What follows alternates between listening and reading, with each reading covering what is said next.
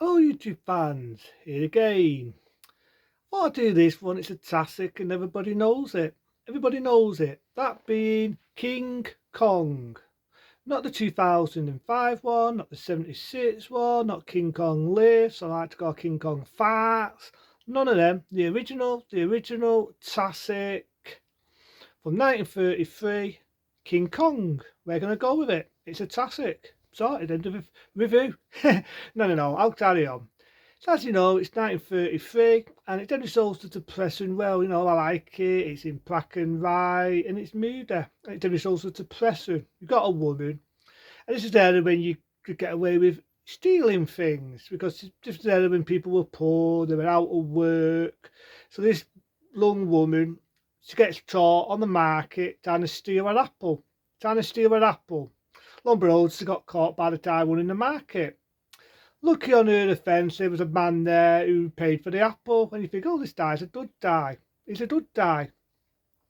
And he goes to the taffy, buys her a coffee, and you think he's a nice guy. And basically, he's an agent wanting to do movies, wanting to do Hollywood movies.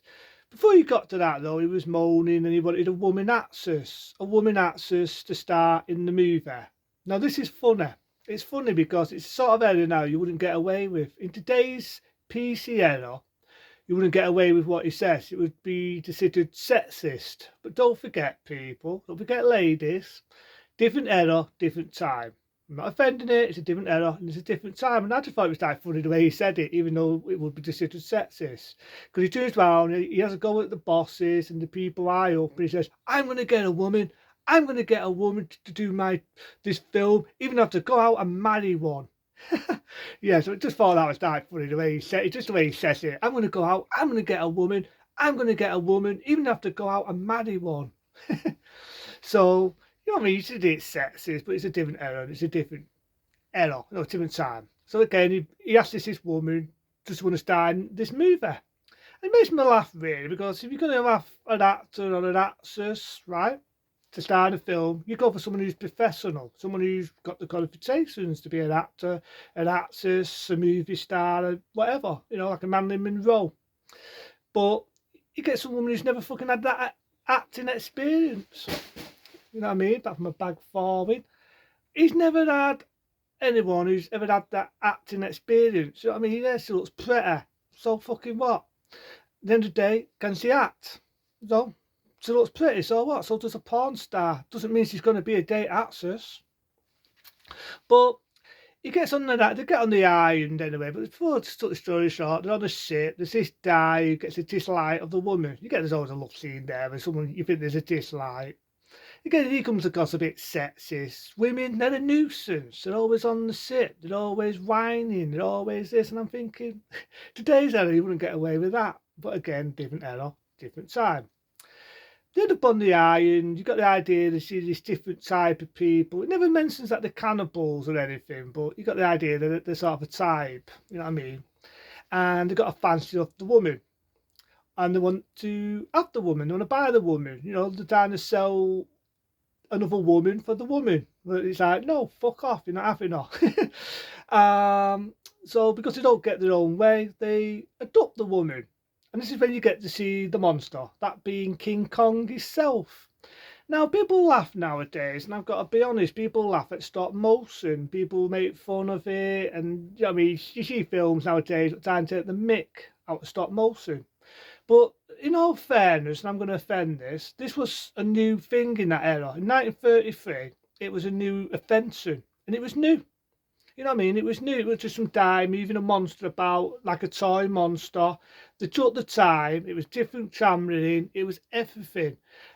The work they did for King Kong in 1933 was brilliant. They even had a big mogul where it opens its mouth and it's biting people. They had the leg going down. The work for that era, it's just brilliant. And you can see now, you can definitely see why King Kong is considered a classic. You can see why it's considered a classic.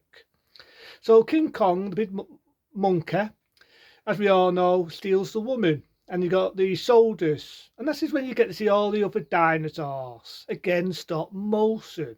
Them effects are brilliant. Yeah, you can see it's a bit dated now. You can see the two-way film and all that. But I love it. I love it. I mean, I'm old school. I love that. And to me, it gives it a charm. It gives it a charm. And I like it in black and white. I remember once seeing a colorized version of King Kong, right? And I hated it. I hated it. I'm going to be open and I'm going to be honest. I thought it looked like crap. I sooner see it in black and white. The colour just took me away from the film. It took me away from the stop motion. It just took me away. When you think about it, stop motion was ahead of its time at that era. You know, it made a lot of other stop motion monster films. It made the classic Sinbad films. It did it all. So they managed to get the monkey. Before all that, you got other monsters on the way. And there was, believe it or not, a lost deleted scene, which sadly has never seen the head of daylight. They have managed to find an extended version of it where someone's made it themselves, but the footage was never found. It's a scene where the soldiers are running, they fall down, and there's this pit. And in the pit, you've got these bugs, these different insects and spiders, and they're attacking some of the people and they kill them. But because for that era it was a bit considered too frightening, it was a bit too scary, it was cut and deleted out the film. And sad to say, it's never got to see the day of light, and it's never going to be found, which is a shame. I'd have loved to have seen it.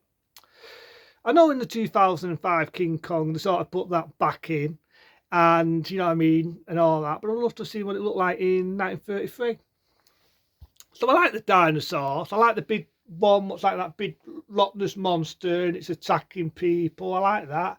I like the big bat dinosaur. So to think about it, 1933 King Kong, you can't exactly say King Kong was the star. You can't, because you had other dinosaurs, other monsters, and other things on the way, right?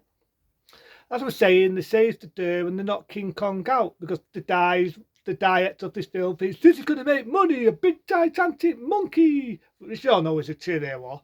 It's going to make money. So they put it in Hollywood, 1933, so you got that sort of fashion, you know, the hair slicked back, the suits, you know, the fashion. And the agent's just thinking money. He's just thinking money, money, money. And they think the chains are going to hold the monster. They think it. But obviously, we all know it doesn't. It breaks out. Now, a lot of people say you have sympathy for King Kong. That's sympathy. I've got to be open and I've got to be honest. I didn't feel any fucking sympathy. Call me an arsehole. I didn't. Because at the end of the day, I just thought it was a beast. Think about it. In King Kong, right, there's a scene where, when I went to myself, the type of people it's attacking them, the King Kong, it goes to them, gets one of them, bites it. I mean, think about it. For 33, it was pretty graphic. Some of the fires. I'm not going to go over the top and say it had blood and gore, but it was graphic in the sense that when you see it bite someone, you see the teeth go down, obviously by a mogul. And again, when it breaks out, it's attacking people in the town centre. You see that scene again when it gets a die. See the teeth biting into someone. So it definitely was pretty gruesome. There's a bit in it where it finds a woman, it thinks it's its woman, figures out, oh, it's not her, and it drops her to her fucking death. I'm not making it up. It drops this poor woman to her doom. So do I really feel sorry for King Kong? No, because he was a beast. And when you think about it, the 1933 King Kong, it was a monster film, so it wasn't really sympathetic. I always felt that the 76 one portrayed the sympathetic monster better than the 33 one. The 33 one, to me, I just looked at it as being a beast. Anyway, it gets its woman, climbs up that big tower. This is where you see the dead airplanes. And I love it. The dead airplanes are shooting it, and you know, a bit dramatic where it's going to fall to its death and it does that. I felt that was a bit over the top and dramatic, but again, I'm a sucker for stop motion. And I like stop motion. So the big monkey falls, it's dead. The agent says that epic line, it wasn't the brains what killed Doc Chong, it was love. Oh, I just like say it like that. And the end. But I like King Kong, you know, it's a classic, it's 1933. And it brought a lot of heads of other classic monster films without repeating myself. It had a couple of remakes of King Kong, had a couple of sequels. You had Godzilla versus King Kong. They had films that were going to make, but sadly never got made. It brought out other monster films. The stop motion put out the Sinbads, which one day I might review. And, you know, you would have had classics, let's say, like Jurassic Park and all these other classic dinosaur films. And it would have been because of King Kong. So what do I think of King Kong? It's a classic. I'm going to have an argument on that. So for that, a 100-star rating, because it's a classic from black and white, and it's a film that everyone even knows today. Into that, I'll see you soon.